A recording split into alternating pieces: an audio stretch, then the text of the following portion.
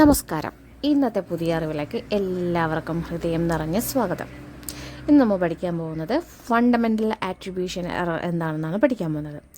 മറ്റുള്ളവരുടെ പെരുമാറ്റം അവരുടെ സ്വഭാവം കൊണ്ടാണെന്ന് കരുതുന്ന ഒരു ബയസാണിത്. എന്താണ് ഫണ്ടമെൻ്റൽ ആട്രിബ്യൂഷൻ എറർ? മറ്റൊരാളുടെ പെരുമാറ്റത്തിന് കാരണം അവരുടെ സ്വഭാവമോ വ്യക്തിത്വമോ ആണെന്ന് നാം വേഗത്തിൽ കരുതുന്നു. എന്നാൽ ആ സാഹചര്യത്തിൻ്റെ സ്വാധീനം പലപ്പോഴും അവഗണിക്കുന്നു. ഇതാണ് ഫണ്ടമെൻ്റൽ ആട്രിബ്യൂഷൻ എറർ. നമുക്ക് എക്സാമ്പിൾ നോക്കി മനസ്സിലാക്കാം. ഒരു ജീവനക്കാരൻ ഓഫീസിൽ വൈകിയെത്തി. നമ്മൾ ഉടനെ ചിന്തിക്കും ഇയാൾ വളരെ മടിയനാണെന്ന്. പക്ഷേ യഥാർത്ഥ കാരണം വലിയ ട്രാഫിക് ജാം ആയിരിക്കാം, വാഹനത്തിന് പഞ്ചറായിരിക്കാം, വീട്ടിൽ അടിയന്തര സാഹചര്യം എന്തെങ്കിലും ഉണ്ടായിരിക്കാം. എന്നിട്ടു നാം ആദ്യം സ്വഭാവത്തെയാണ് കുറ്റപ്പെടുത്തുന്നത്. ഒരു അടുത്ത എക്സാമ്പിൾ നമുക്ക് നോക്കാം. ഒരു വിദ്യാർത്ഥി പരീക്ഷയിൽ കുറഞ്ഞ മാർക്ക് നേടി. നാം പറയാം അവൻ പഠിക്കാത്തത് കൊണ്ടാണ്.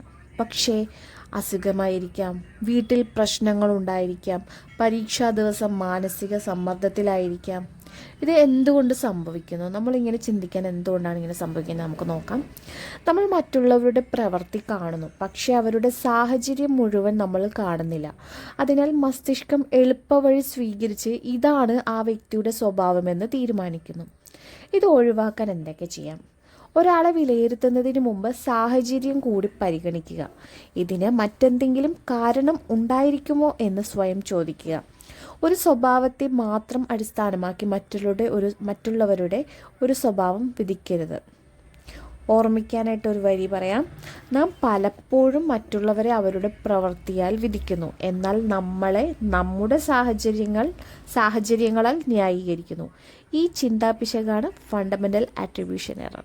Okay, thank you. അപ്പോൾ അടുത്ത എപ്പിസോഡിൽ അടുത്തൊരു അറിവുമായിട്ട് വീണ്ടും കാണാം. Thank U.